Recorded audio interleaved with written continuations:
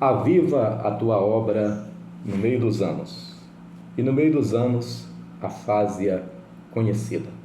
Abacuque, inspirado pelo Espírito de Deus, disse essa palavra quando entendeu que Deus, em diversos momentos da história de Israel, que vai ocorrer também na história da igreja, ele se manifesta de forma sobrenatural para reavivar o seu povo e preparar também o seu povo para algo que está por vir. Joel diz que nos últimos dias, diz o Senhor, derramarei do meu espírito sobre toda a carne. Vossos filhos e vossas filhas profetizarão, vossos velhos terão sonhos, vossos jovens terão visões. E eu creio que isso vai acontecer nos últimos dias da igreja na terra.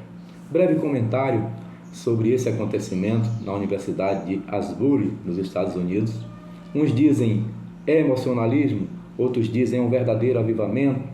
Muitos valorizam demais. É natural que em todo avivamento alguns exagerem, alguns se comportem de maneira até estranha. Natural, isso ocorre em todos os avivamentos. Mas nós só poderemos dar uma palavra segura com o passar do tempo, dos dias e até dos anos, para nós vermos quais frutos esse avivamento gerou. Nós temos, por exemplo, na história da Assembleia de Deus, Gunnar Wing e Daniel Berg, que saíram do meio do avivamento pentecostal na Rua Azul e fundaram essa igreja, que é a maior igreja do Brasil, a Assembleia de Deus.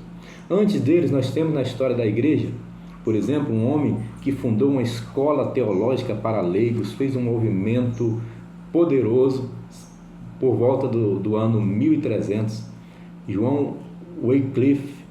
Esse homem vai influenciar outro grande homem que vem à frente dele, chamado John Hus. John Hus, ele vai morrer cerca de 100 anos antes de Lutero e não nega a sua fé. John Hus vai influenciar um povo chamado os boêmios, uma igreja, e os boêmios vão influenciar outro grupo poderoso de oração chamado Morávios, do conde Nicholas von Zinzendorf. Os morávios foram os maiores missionários na história da igreja. Os morávios influenciaram outro homem, John Wesley. John Wesley na universidade, justamente numa universidade. Parece que Deus tem um mistério, onde se reúnem jovens de diversos lugares do mundo, né? E onde estão aprendendo para levar mensagem para outras nações. Deus aproveitou John Wesley e ele tinha o costume de levar os jovens para a oração juntamente com ele no horário dos intervalos. Ele era metódico, por isso ele passou a ser chamado de metodista. Ele nunca quis fundar uma igreja, mas a igreja anglicana não tinha mais espaço para o avivamento, e John Wesley, que tem experiências tremendas com Deus, filho de Susan Wesley, que é uma mulher de oração, ensinou ele a orar pelo menos 1 hora por dia, todos os dias. John Wesley vai ser responsável pelo avivamento wesleyano, juntamente com Charles Wesley e George Whitefield, conhecido como príncipe dos pregadores. Olha, se esse avivamento dos Estados Unidos terminar em pouco tempo, não será genuíno, mas se ele produzir frutos, aí sim. A Bíblia nos conta um episódio, para encerrar, de Gamaliel. Gamaliel, um homem sábio, todos conhecem, um homem que instruiu o apóstolo Paulo.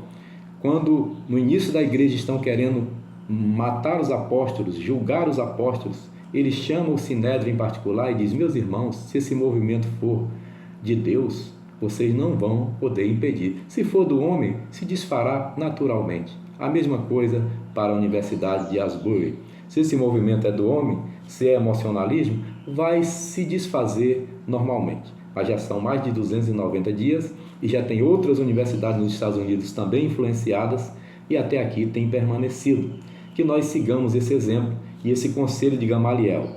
No início da renovação de algumas igrejas aqui no Brasil, um homem escreveu uma música que dizia: ninguém detém, é obra santa. Nem Satã, nem o mundo inteiro pode apagar esse ardor. Ninguém detém, é obra santa. Esta causa é do Senhor. Se for de Deus, ninguém poderá impedir. Fique com essa palavra e traga o avivamento para a sua igreja através da oração, do arrependimento, do clamor. Traga para a sua célula, para a sua congregação, para a sua igreja o clamor. Frequente as reuniões de oração da sua igreja. Não queira assistir um avivamento de longe. Deus é Deus de longe, mas é Deus de perto. E Ele aviva a sua obra no meio dos anos dos Estados Unidos, aviva aqui, e onde tiver um coração quebrantado e contrito, Ele está disposto a avivar. Deus os abençoe, em nome de Jesus. Amém.